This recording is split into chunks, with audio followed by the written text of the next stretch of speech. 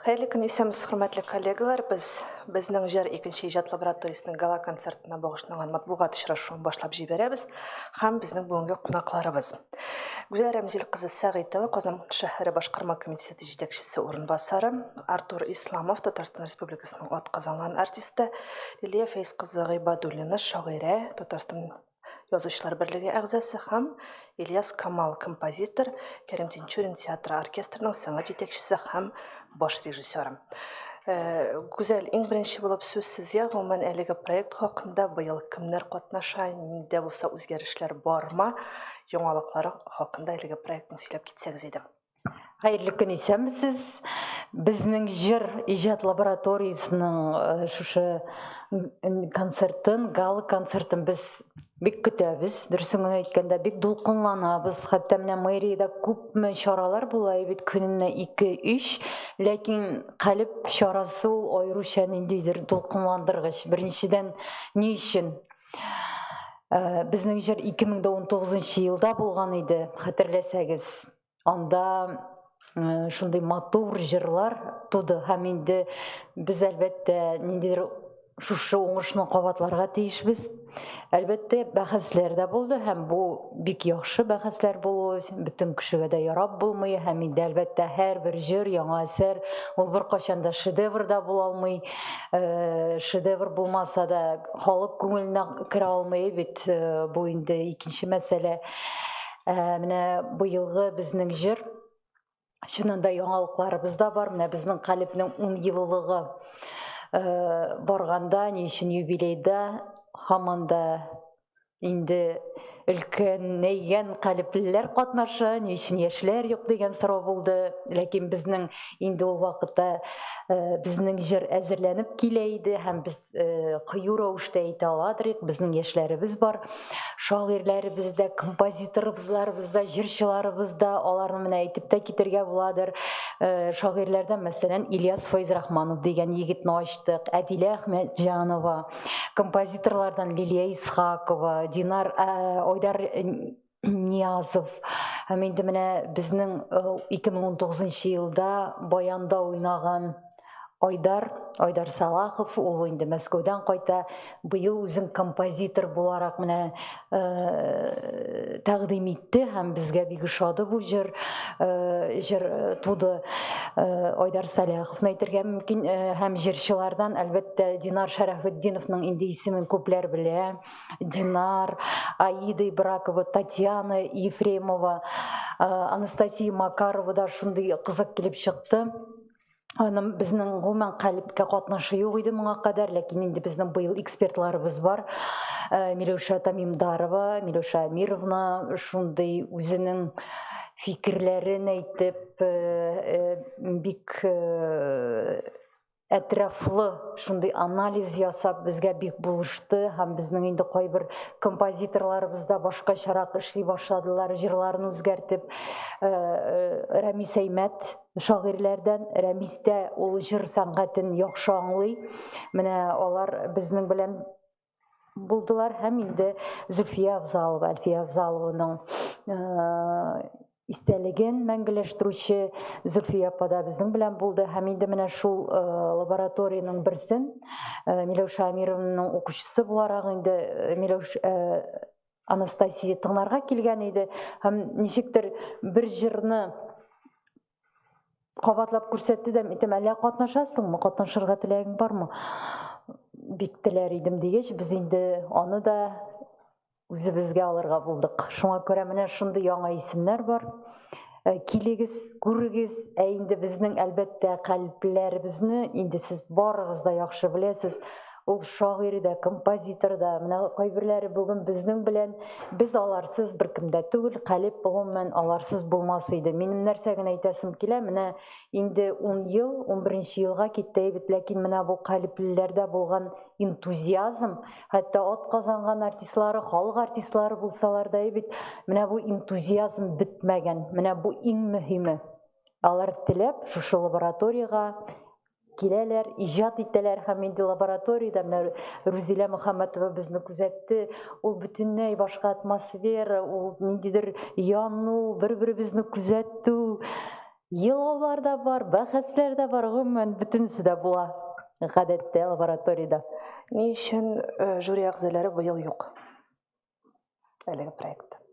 Гомумән лабораторияда ул жюри булырга тиеш түгел. Инде хәтерләсәгез, 2019 елда уздырганда без аны 18 елда ук башлаган идек лабораторияны.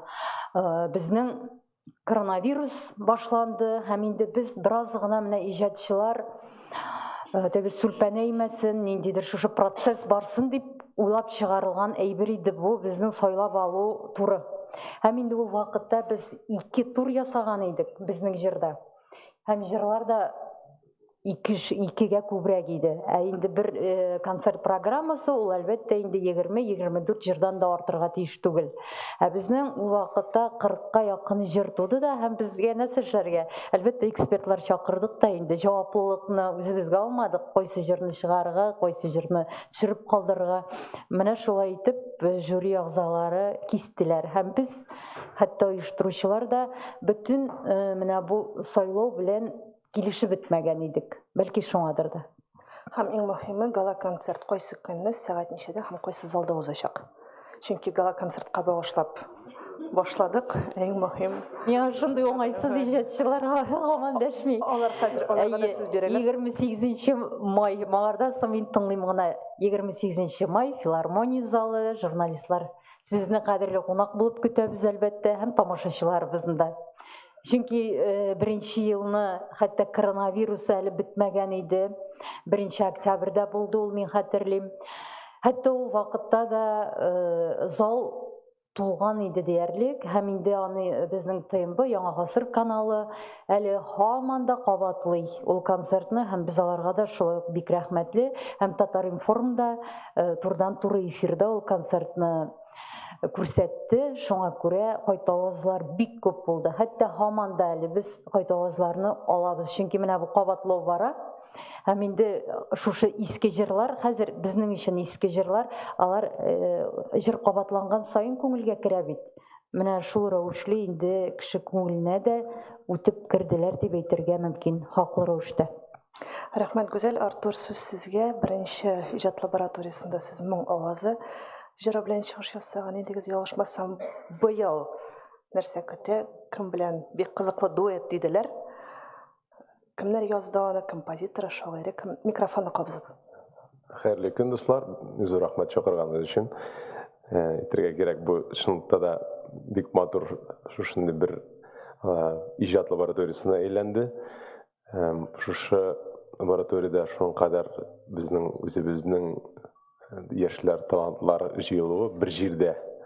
Ул бик тә уңайлы дип әйтергә, чөнки безнең өчен, мәсәлән, җырчылар өчен, иҗатчылар өчен менә үзеңә мәсәлән җыр эзләргә кирәк.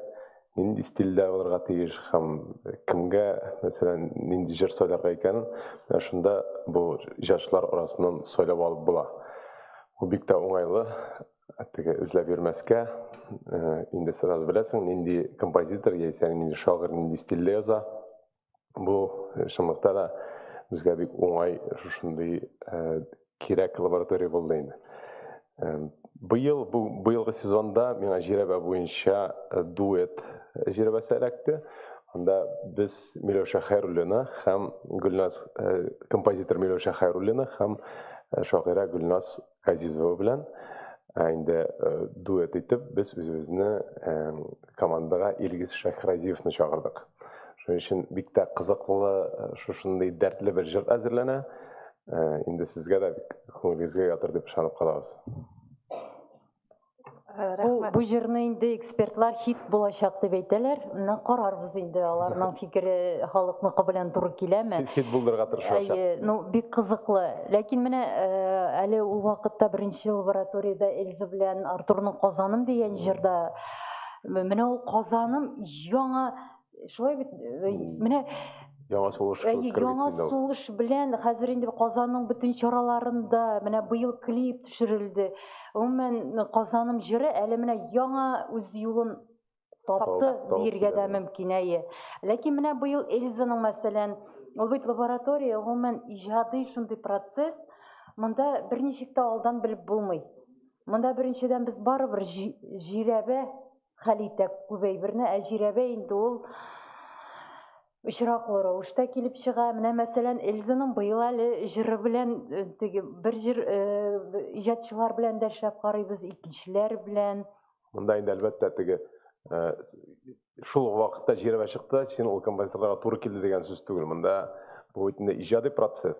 Һәрбер иҗади процесста ул үзенең җиңлекләре, авырлыклары бар. Мәсәлән, ул сиңа ул шагыйрә туры килмәскә мөмкин.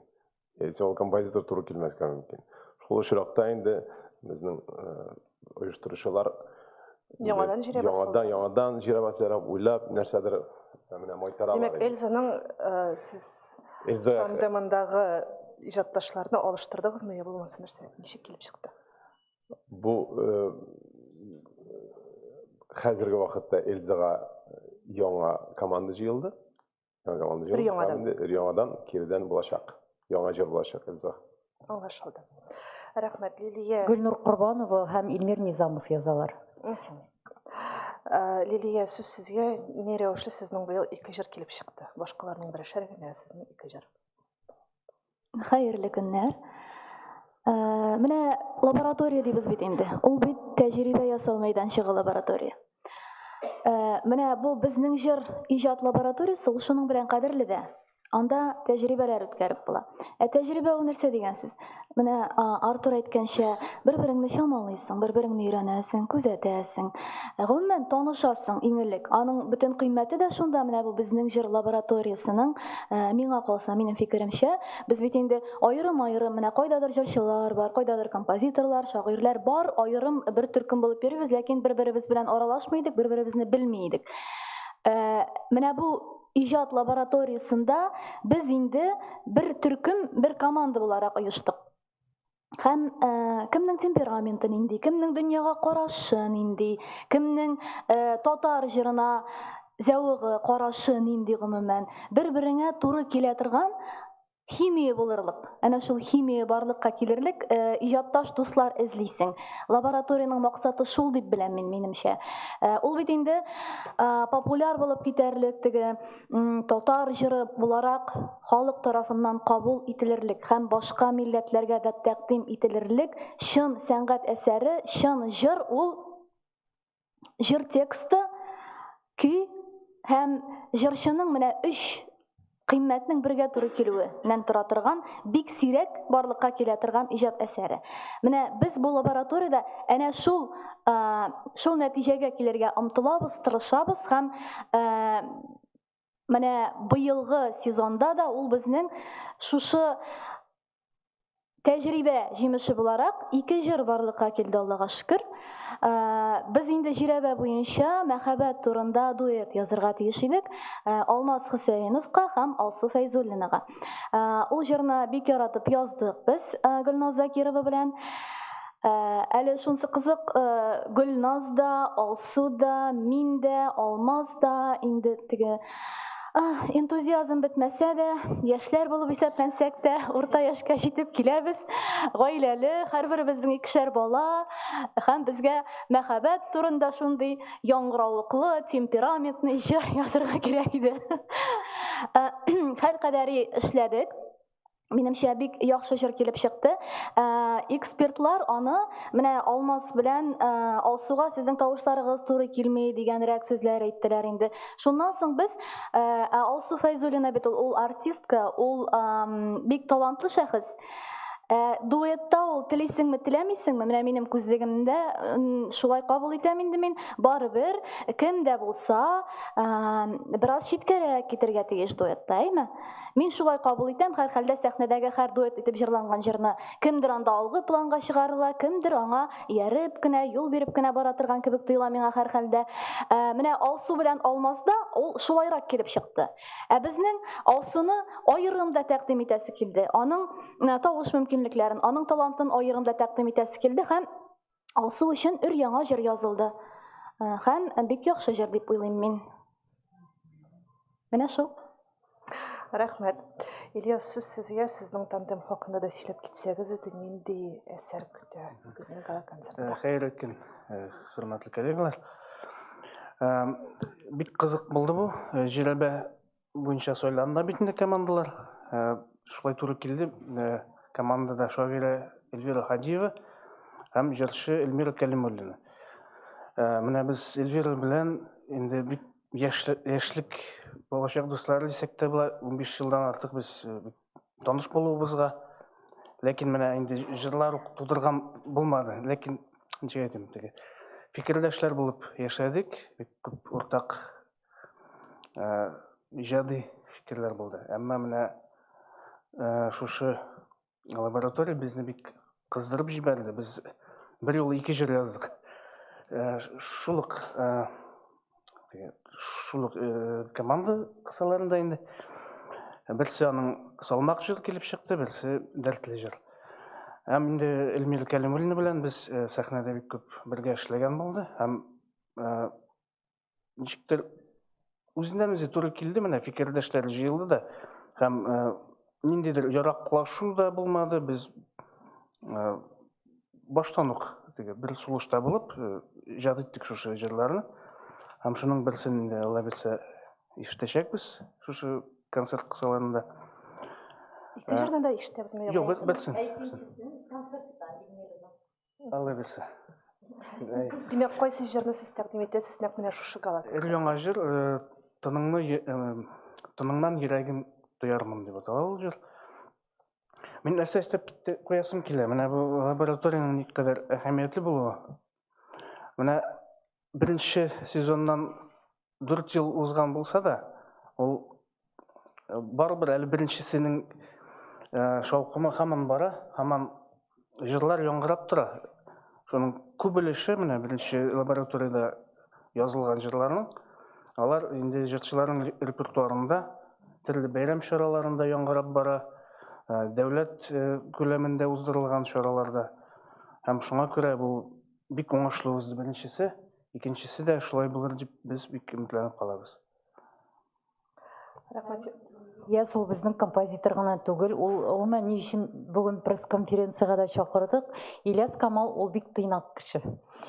Ул безнең композитор, ләкин музыкаль җитәкчебез дә бу безнең җырның. Чөнки бөтен оркестр тавышлар туры киләме, юкмы, ул менә бу аранжировка, оркестровкалар белән дә ул шөгыльләнә. Ягъни лабораторияның 50% эше Ильяста дисәк ялгыш булмас. Әлбәттә, бу очракта менә оркестрның да яңгырау, гомумән тамашачы, без ни өчен җанлы музыка, безнең композиторлар профессионал, шагыйрьләр дә профессионал кирәк инде, ләкин шагыйрьләр ул ничегрәк икән, ул җырчылар да безнең консерватория тәмамлаганнар күбесе 90% диргә мөмкин. Әлбәттә, бер яклап ул академик тавышларга бәлки теге менә ничек әйтим, халык теге күнеккән җырлар түгел, безнең төп максат та, гомумән калипнең төп максаты да, калип туганда да үз вакытында консерваториядә туган иде, хәтерләсәгез. Эстрадага бераз гына альтернатива эшләү максатында, бераз гына үзгәртү җыр сәнгатендә. Һәм инде бездә теге җиңел генә җырлар күп түгел. Ләкин быел, мәсәлән, шул Илмир Низамов белән Йолдыз Миңнуллина нәкъ менә халыкчан, Әлфия Авзалованың гармунчыга дигән җыры бар бит, композитор егеткә дигән җыр, менә ул нәкъ шушы гармунчыга җырына якын. Шул ук Артур белән Илгизнең дуэты да ул шундый эстрада җыры, ләкин сыйфатлы эстрада җыры. Гомумән, бу безнең җырның икенче лабораториясын мин инде теге үткәргән булсак, без аны күптән үткәргән булыр идек бит инде ел сайын. Ләкин кирәк микән дигән сораулар булды минем үземдә, чөнки яңа татар җыры да барлыкка килде бит инде, анасы Шаян ТВда балачак җыры конкурслары. Ләкин узган ел композиторлар үзләре килде, үзгәреш җиленнән соң. Һәм әйдәгез әле үзебезнең бу проектны яңартыйк дип әйттеләр. Шуңа инде менә безнең җыр нәкъ менә иҗатчылар соравы буенча яңадан Кайтты диергә мөмкин. Мында бит нәрсәсе белән бу лабораторияны аерылып торган әйтергә кирәк, ул беренче чиратта ул терелек шундый бар нәрсәдә тере, җанлы дип әйтер мин. Чөнки иҗатчы үзенең теге сорау бирелде дә, ул аны бүген генә икенче көн иҗат итте түгел. Монда чынлыкта да бер-берсе белән шундый химия барлыкка килә. Алар иҗатчылар инде күрешеп, синең образга алар барсы да тырышалар инде. Махсус шушы җырчы өчен. Ничек аның тавышын ачырга, ничек аның бөтен эмоциональ дәрәҗәсен, бөтен шундый ичке дөньясын күрсәтергә шушы җыр ача. Менә шундый мөмкинлек. Шуның өчен ул һәрбер әсәрдә монда менә бер кешенең генә түгел, иҗатчылар гына түгел, менә шу команданың барлык җаны бирелгән шушы бер җырны тудыру өстендә. Һәм инде әлбәттә менә шундый эмоцияны җырга бирелгән, ул җырлар шундый көчле килеп чыгалар. Алар эмоциональ нык тулыландырылган килеп чыгалар. Инде әйтергә кирәк, ул җырларны аннарысын аранжировщикка биреп түгел, гомумән.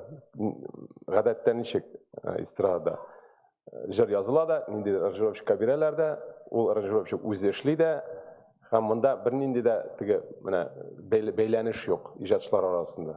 Менә иҗатчылар барлысын төптән үк тудырып, шулай ук композиторлар үзләре аранжировкаларын эшләп, оркестрга тәкъдим итеп, оркестр белән, дирижер белән ничек тавышы килеп чыгарга тиешкә. Монда зур шундый чын дөресендә мәгънәле һәм менә шундый профессиональ дәрәҗәдә эш башкарыла инде. Шуның өчен миңа бу проект бик кадерле, чөнки ул шундый җанлы булганы өчен. Шунда истәп әйтәсем килә менә композиторлар мәсьәләсендә. Чыннан да менә композиторларның күбесе профессиональ белемле композиторлар һәм шуңа карамастан бөтенесе дә һәр вакыт оркестр белән эшләми. Кызганча каршы безнең замана шундый кешеләр таралган төрле жанрлар буенча төрле урында эшлиләр. Оркестр бөтен кешегә дә җитеп тә бетми дигәндәй. Һәм шундый зур тәҗрибә күбесе өчен кемдер элек язган һәм оныткан оркестровканың серләрен шуларны искә төшерү ул күбесенә менә шундый дәрт белән тотындылар һәм ниндидер төзәтмәләр кертәбез, ниндидер анда бәхәсләр дә булгалый безнең оркестровка мәсьәләсендә һәм нәтиҗәдә инде бу шундый тере аранжировка һәм музыка туачак менә шушы мизгелдә. Кайчандыр ничектер яздырылган да студияда гел бер төрле яңгырый торган түгел, ул сәхнәдә туа торган әсәр. Минем профессиональ композиторлар дименә Ильястайм, профессиональ җырчылар диләр, җырчы булырга да, композитор булырга да укыталар. Минем инде җыр тексты авторы буларак бу лабораториядә бераз шагыйрьләр турында һәм шигырь һәм җыр тексты турында искәрмә кебек әйтеп үтәсем килә. Шагыйрь булырга бер кайда да өйрәтмиләр. Әле ул яхшы шигырь, җыр тексты, яхшы җыр тексты дигән сүз түгел. Хәзерге заманда ни кызганыч, киресенчә җыр тексты белән шигырьнең арасы аерыла бара. Һәм менә без каләм әһелләре бу лаборатория кысаларында да гомумән татар эстрадасында сыйфатлы җырлар һәм беренчедән җыр текстларының сыйфаты мәсьәләсендә бик хафада дип әйтик инде. Чөнки киләчәктә шагыйрь буласы, каләм әһеле буласы кешеләр, яшьләр, балалар, алар башлыча шул эстрада белән тәрбияләнә бит инде. Аларның беренче ишеткән, алар аны шигырьне дип аңларга мөмкин җыр текстын. Җыр тексты белән шигырь алар икесе ике әйбер, булай да, асылда да. Хәзер бигрәк тә аның арасы аерыла бара, әйтик. Халык артистлары мин бәлеш дип җырлый торган эстрадада инде ул җыр тексты белән шигырьне тәнгә куеп булмый. Һәм минем кызыксынуым да шул иде. Бу җыр тексты, бу безнең лабораториядә минем менә шул җыр тексты һәм шигырь дигән төшенчәнең ни дәрәҗәдә аерылуын, кайсы урыннарда тоташуын чамалыйсым, тоемлыйсым килә иде. Һәм миңа калса безнең бу лаборатория җыр текстлары өлкәсендә дә һәм аның җырларның көйләре өлкәсендә дә ул теге җирдән артык күтәрелеп китмичә, ничектер алтын урталыкны сакларга тиештер дип күз аллыйм мин. Әйтик, менә узган елгы сезонда безнең Илмир Низамов белән «Мин Казанга кайтам» дигән җыр язылды. Ул инде, Аллага шөкер, бүгенге көндә популяр булып киткән җыр. Мин хәтта Мәскәүдә вакытта андагы татарлардан да ишеттем. Мәскәү татарларының иң яраткан җыры «Мин Казанга кайтам» җыры сезнең дип, бик күңелле булды мондый сүзләрне ишетү.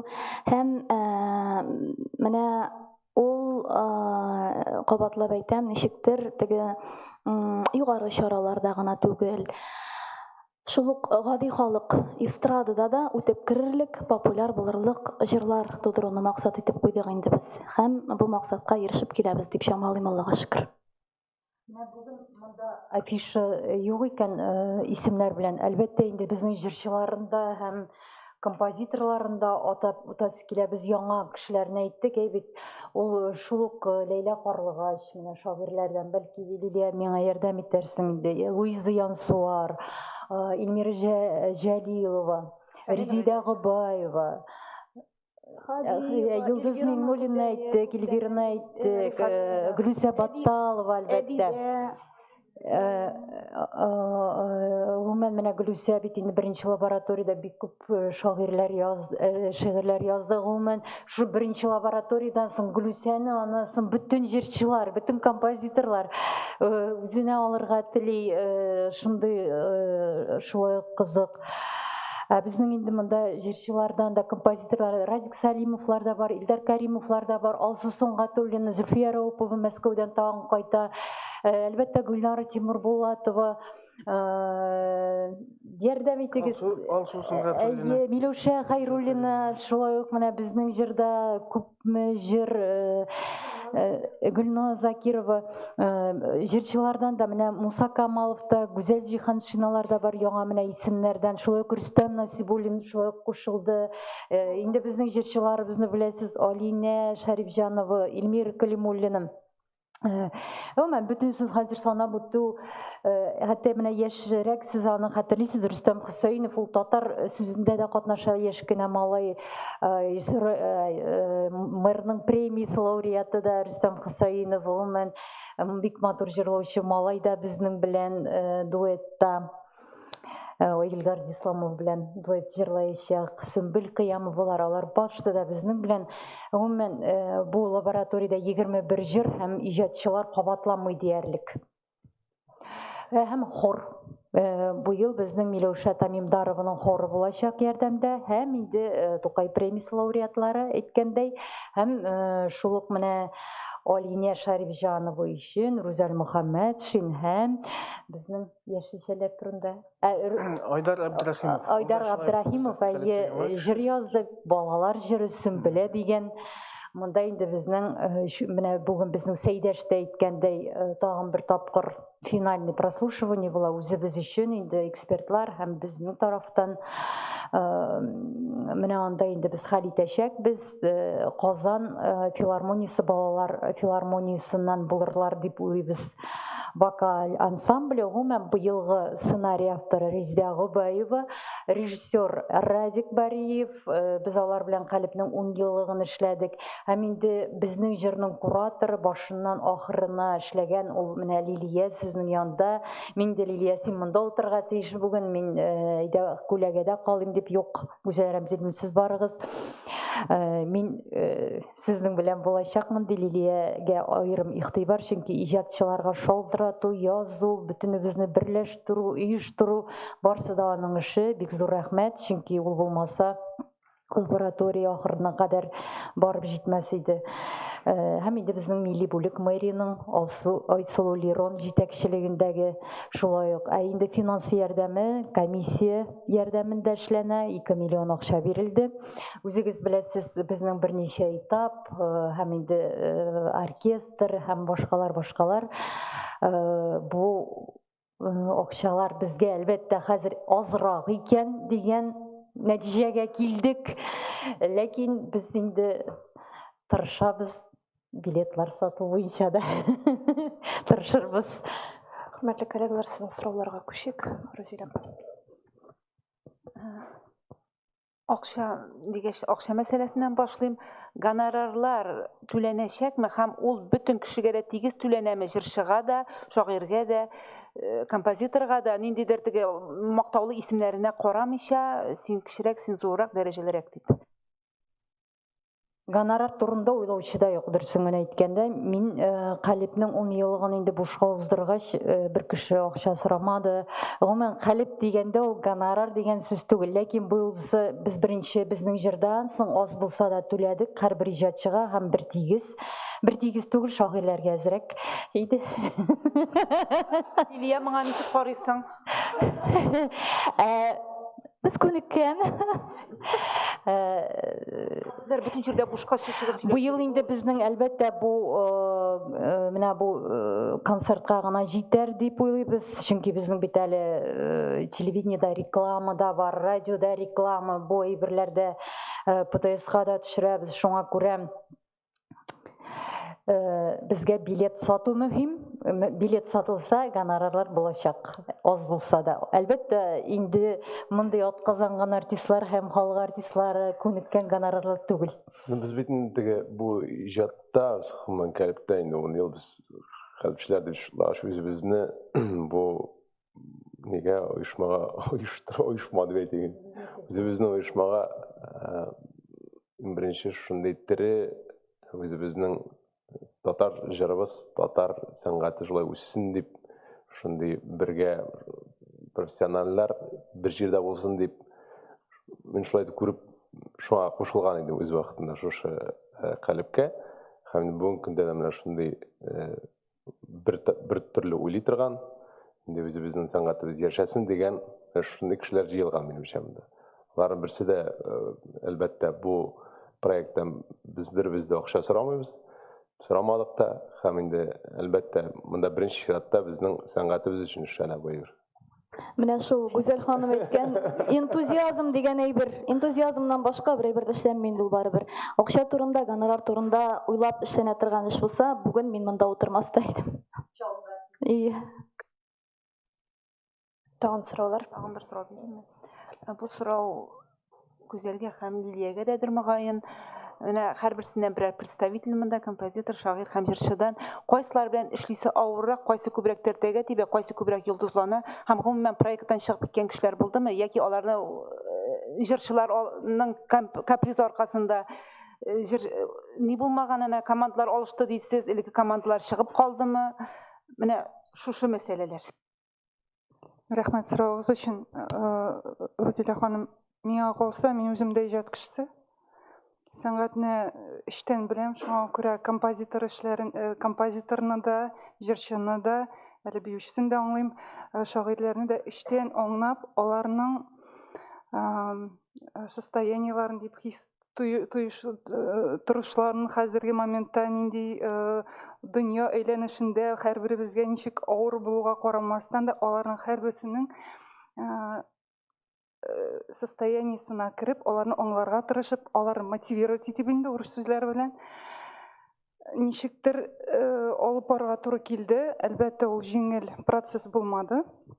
Аңа карамастан да җырларның нәтиҗәсен ахырына җиткерергә тырыштык bütün команда. Лилия инде һәрбер иҗатчыны нитик, ләкин әйтәм, әйдәгез, һәрбер җырны иҗатчылар теләгәнчә генә эшләсәк, алай булгач без нәрсәгә кирәк, экспертлар нәрсәгә кирәк? Һәм Лилия ул теге бик широкая душа, ләкин инде мин һаман да Лилия булай әйтәбез, Лилия бераз гына конкрет кемнәр икән, юк андый әйбер, ул ситуациялар бар үзелә. Юк конкрет, без инде күптән бер-беребезне беләбез, бер-беребез белән эшлибез, инде яшьләр алар безне тыңлый әле. Әлбәттә, безнең композиторларыбыз да хәзер кыюланды, иҗатчыларда үз сүзен әйтә һәм үз позициясе өчен без аны гомумән Калипнең 10 еллыгында да аңладык. Хәзер инде бераз үзгәрәләр кешеләр һәм ул үзгәрү начар түгел, чөнки иҗатчы бүгенге көндә аягында тормастан ныклап, ул инде нәрсәгәдер ирешә алмый, чөнки талант белән генә хәзер үзеңне теге пиар дибез бит инде үзеңне алга бераз гына сөрмәсәң, ул булмыйдыр ул. Һәм алар дөрес эшлиләр. Ситуациялар гына булды. Ә булай һәрберсе белән эшләү җиңел безгә. Алай булмаса, без шушы инде 11нче елга җитмәс идек. Беркемдә йолдызланмады, һәрберсе шушы яңа җыр, матур җыр килеп чыгар өчен бик нык тырыштылар. Һәммәгезгә дә, һәр команданың һәрбер иҗатчыга мин бик зур рәхмәтлемен һәм бу проектның киләчәге булсын иде. Һәм инде рәхмәт Лилия, тагын нәрсә әйтәм, менә миңа еш кына конкурслар диләр инде. Үмә конкурсны мин нәрсә әйтәм, конкурс үткәрү бик җиңел. Чөнки һәрбер кеше үзе беренче урынга, икенче урынга ирешер өчен үзләре тандемнар булдыралар, тырышалар һәм конкурстагы жюри гына инде сайлап кына ала. Без барыбыз да башыннан ахырына шушы процесста катнашабыз. Һәм инде монда ниндидер менә быел бигрәк тә теге төшереп калдыру дигәннән түгел. Мәсәлән, 2-3 җыр иҗат иттеләр, без шуның берсен генә сайлыйбыз. Яисә инде кемнедер чыннан да үпкәләтергә дә туры килде. Ләкин ул бары тик концерт әйбәт булсын өчен эшләнә. Монда әйтергә кирәк, бу лаборатория менә хәзер әзерләнгән программа, ул махсус шушы концерт өчен әлбәттә. Монда язылган җырлар, алар бит монда бер кысаларда юк. Һәрбер җырчы үзенә ул менә язылган җырларны үзе башкара алганнары соң. Бу лабораториядан тыш башкарыла. Менә без бит монда иҗатланган җырларны аерым да башкарып йөрибез. Лаборатория концертын гына көтүп ятмый. Шуның өчен бу беренче чиратта монда иң мөһим нәрсә дә нинди ситуация булса да, нинди проблема вакыт шундый сораулар килеп чыкса да, монда шушы команда барлык аркасында сайлап алырга мөмкинчелек бар. Шушы ситуацияны төрле ситуациядан үзгәртергә, нәрсәдер сайларга һәм төрле шушындай сорауларны монда җавап табып була. Шуның өчен бу тупланган әйтергә кирәк, шундый командага барлык хәзерге көндә шулай булып килә инде, команда булып килә. Һәм гала концерт ул ниндидер менә бөтенсе дә инҗилләр, мәрҗәннәр дип әйтә алмыйбыз без теге бриллиантлар дип. Ул чыннан да халык үзе сайлый. Ә менә безнең җыр 2019 елда әйтсәк тә, теге Ильяс әйтә, чыннан да алар таралды дип, ләкин инде безнең аудиоверсиялар булса, һәм инде аларны радиолардан ешрак яңгыратсалар, ул башкача булыр иде. Без эшлибез, иҗат итәбез, ләкин аларны популярлаштыру, клиплар төшерү, аудиолар яздыру, монсы инде менә ул икенче этап һәм аның белән аерым шөгыльләнергә кирәк. Безгә менә ул әйбер җитмәде. Беренче этаптан соң быел тырышачакбыз. Быел инде концертта да без профессиональ звук яздыру системасын куябыз. Күп каналлы мультитрек дип атала инде. Һәрбер уен каралы, һәрбер җырчы аерым канал буенча язылачак калына белсә һәм аны инде бик яхшы итеп мастеринг эшләргә була. Монда инде башкаручылардан тора. Концертта никадәр камил итеп башкарылачак, шулкадәр язма сыйфатлырак булачак. Әмма язма турында сүз алып барганда, бу инде барыбер лайв язма дип атала концерттан булган. Альбомнар чыгарганда инде ул студия язма булырга тиеш. Аның өчен чыннан да аерым проект кебек булырга тиеш. Аерым бюджет кирәк инде әлбәттә, шушындый моңа зур кичкенә бюджет түгел, чөнки ул менә хәзер оркестр белән яздыра башласаң да, аны өчен әле аерым студия табырга кирәк. Андый студиялар Казанда бер-икәү генә бар авырлыклары белән. Һәм инде әлбәттә аерым бюджет табылырга тиеш. Аерым безгә охшаш проектларны үзегез беләсез, хәтта теге татар проектларын 5 тапкыр күбрәк суммаларга эшләнәләр. Безнең инде бу әлбәттә кемдер өчен күптер ул 2 миллион, ләкин тураган белә диләр бит. Менә үзебез генә беләбез. Тагын сорауларыгыз булса? Инсаф Галудинов, Бизнес онлайн. Менә минем шундый соравым барлыкка килде. Менә сез үзегезнең сөйләгәнегездә дә ниндидер менә аерма күрәсез дип әйтер идем инде эстрада һәм сезнең иҗат лабораториясе җырлары буенча. Менә сезнең фикерегезчә кем ул менә иҗат безнең җыр лабораториясының тамашачысы. Менә ул бит тамашачыдан да бик күп тора инде. Менә сез ничек уйлыйсыз? Менә кем ул җырларны тыңлый? Менә дәйсәң кебек кешеләр, Алсу Исмәгыйлова гомумән Калипның гомумән үз аудиториясе барлыкка килде 10 ел эчендә, беренчедән. Һәм әлбәттә аны ишеткәч тә алар кызыксына башладылар, сораулар бирәләр һәм беренче лабораториядә булган кешеләрдә. Шуңа күрә, ләкин без менә яңа гасыр аша әлбәттә тагын да үзебезне танытасыбыз килә, рекламада бирдек. Безнең тамашачы әллә ничек аерыла дип әйтү ул дөрес түгел һәм ул высокомерие булыр иде. Бездә үзебез дә дөресен генә әйткәндә аерылмыйбыз. Без бары тик бераз гына үзгәртәсебез килә, ә инде үзгәртәбезме, без юкмы бу процессны гомумән. Ансы инде чыннан да тамашачы. Пирамидага бер көн ичендә biz ярты көнгә ачтык. Ярты әйбит. Менә бу броньны ярты көнгә ачтык. Һәм шул вакытта инде безнең билетлар таралып бетү ул үзе сөйлидер. Ләкин лабораторияга кагылышы ул башкача. Монда беренчедән Калип исеме юк. Һәм безнең җыр белән Калипның бер икәнен белмәүчеләр дә бар. Шуңа күрә менә сезнең журналистлар ярдәмендә таратсак иде бу информацияны. Күзәллекне белмәүчеләр булса да һәр хәлдә Мин әйтик, тамашачы дигәндә киң катлам тамашачыны күз алдында тотып эшлибез дип уйлыйм, саныйм. Һәм әйтеп тә күрсәттем бит инде, киң катлам тамашачыга үткән җырларыбыз да бар безнең. Киләчәктә дә бу тенденция үсәр дип уйлыйм, әгәр пропаганда булса, реклама булса. Әйтик, Казаннан тыш, Ярчаллы һәм башка шәһәрләргә, төбәкләргә дә бәлки концертлар оештырып була торгандыр. Менә шундый тәкъдим һәм шундый фикер. Эстрада дип әйтәбез, ул дәреслектә төшенчә трансформацияланып үзгәреп бетте ул бүгенге көндә. Эстрада нәрсә ул? Эстрада ул сәхнәдәге бер башкару урыны булган һәм шунда башкарылган җиңел әсәрләр эстрада җыры дип танылды инде бөтен дөньяда. Һәм бүгенге көндә эстрада дигәч, ниндидер сыйфатсыз массив күләм җырлар күз алдына килә беренче чиратта. Безнең максатыбыз менә шул ничә әйтим, күпмедер дәрәҗәдә үзебезнең өлешне кертергә, шушыны төзәтү буенча. Чөнки совет вакытындагы эстрадада ул бик сыйфатлы булган, татар эстрадасы да, башка халыкларныкы да. Жанлы музыка, жанлы оркестрлар һәр вакыт эшләгән, ансамбльләр, менә шул юнәлешне алып барабыз. Әлбәттә бездән генә тормый, әмма без үз өлешебезне кертәбез бу мәсьәләдә.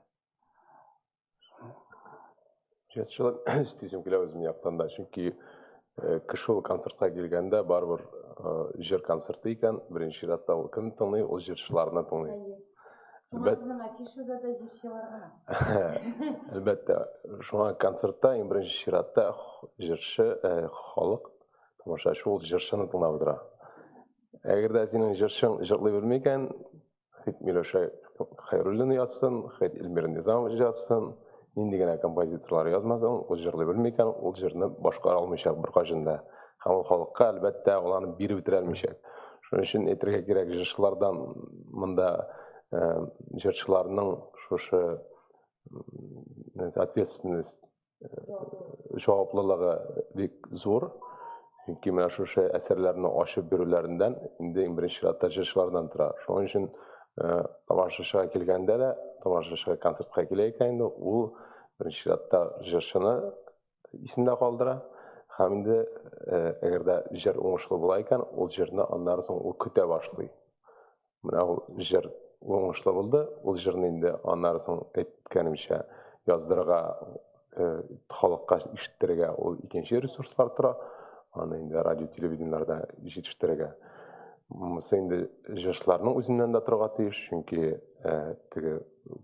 biz аңлыйбыз, шушы монда бюджетлар андый зур каралмаган. Әгәр дә безгә үзебезгә инде шушы җырлар бик якын икән, без аны үзебезнең өстендә дә инде җырларны чыгарга, күп эш башкарга туры киләчәк. Менә шундыйрак тамашачылар турында сүз. Соңгы сорау, чөнки безнең вакыт чыгып бетте. Қаліпнің жыршылары, олар бик профессионал болса да, тамашашы, жия тұрған жыршылар бик түгел. Әміне сіз нендейдір эстрада жыршысын шақырып, исім үшін болса да тағын тамашашы. Хедлайнер боларақ. Har halda eğer ol profesyonel şair yazayken, profesyonel kompozitör yazayken eybet jыр tuğa, şul eybet jırını har halda tege tamaşaşı yarata turganırak jırşı bilen jırlatıp qarau eksperimenti yok mu? Hamını mine sizin 21 jırşı qatnaşa buldu mu? Bir soňladım mı? Har birisinin 100 güne tamaşaçısı bulsa da sizin 2000'den artık kişi bilik algan bulur idi. Hem vapşi problem bolmaz idi. Ul jırşılarının koyasınalarının özlerinin tamaşaçısı. Міне бұл сұрауға мен шулай жауап еткім келем. Мұндағы шақырылған жыршылар өздерінің ойырым проекті білен мүмкінде бірсі де әлі зорлап шұғылданған жыршылар түгіл. Барысы да профессионал дәрежеде башқарушы мастерлар. Біз эстрада һәр бүгінгідегі эстрада жыршылары білен поп өлкәсінде шоу-бизнес білен ойырмасы нәрседе. Шоу-бизнесте біздің һәр бір жыршы өзінің направлениесі бойынша олар уже 20 ел, 15 жыл сәхнәдә, алар сезонлап эшлиләр үзләренең, аларның махсус төп эше шул. Ә мондағы жыршыларның төп эше барсында бит сәхнәдә шушы юнәлешне алмаганнар. Кемдер концерт залында эшли, кемдер филармониядә эшли, кемдер опера балет театрында эшли. Бұл ойырым процесс, мұндан шағыштарға керек түгіл. Поп артисттар білән жиялама, жиялмай. Біз бұл конкретно шушы проект турында сөйлешебез бүгін. Шушы проекттағы шушы жырларны кішіге ишеттірге деген біздің хәзір мақсатыбыз. Әйінді келешекте зал жиярлық болсын үшін, әйткенімше енді бұл икенші ресурслар, икенші мақсат қойырға керек әлбәтті. Гомән яңа җырларны тыңлау нинди генә булсын эстрада җырымы, менә сез күз алдына китерегез 21 яңа җыр. Ул бик авыр. Һәм һәрбер тамашачы яңа җыр тыңларга әзер түгел. Шуңа да бездә концертка көчләп китерәсебез килми. Кем чыннан да менә бүген нинди яңа җырлар туа икән, нинди процесс бара икән, менә шундыйрак барыбер интеллектуаль тамашачы булачактыр дип уйлыйбыз. Һәм инде Рузилә син әйткән сорауга әлбәттә безнең Азат Каримовлар, Алена Каримовлар беренче сезонда да бар. Алар эстрада җырчылары. Чыннан да кайбер җырчыларны минем үземдә хәтта тыңлаган бар. Менә халыкчанрак җырчы башкарган булса бу җырны, ул бөтенләй башкача яңгырар иде. Ләкин инде без менә Калип шушы составта эшли һәм ничектер менә бер җырчыны төшереп калдырып эстрададан кертәсебез килмәде. Ләкин безнең үзегез күрәсез барыбер да шул ук Рөстәм ул гомумән патриотик җырларында, эстрада җырларында, ул Чулпан филармониясыннан, безнең Казан филармониясыннан. Шуңа күрә әлбәттә бу теге шундый сорау инде, ачык сорау. Шуның белән без бүгенге очрашуыбызны тәмамларга мәҗбүрбез, чөнки вакыт чыкты. 8-гә төшәбез. 28 май көнне Аблат Тукай исемендәге Татар дәүләт филармониясында кичке сәгать 18:30 булачак гала концерт. Шуңа күрә кызыксынучылар килегез. Килегез һәм инде безнең барай бердә тыйымлыга күрсәтеләчәк. Бу кадәр иҗатчыларны, матур кешеләрне, шагыйрьләрне, композиторлар, алар барсы да күренәчәк һәм быелгы бәйрәм безнең теге традицион ниндидер концерт түгел, ә чыннан да яшьләрчә шаяру белән шундый сценарий язылачак, шундый режиссура, гомумән барыгызны да көтеп калабыз.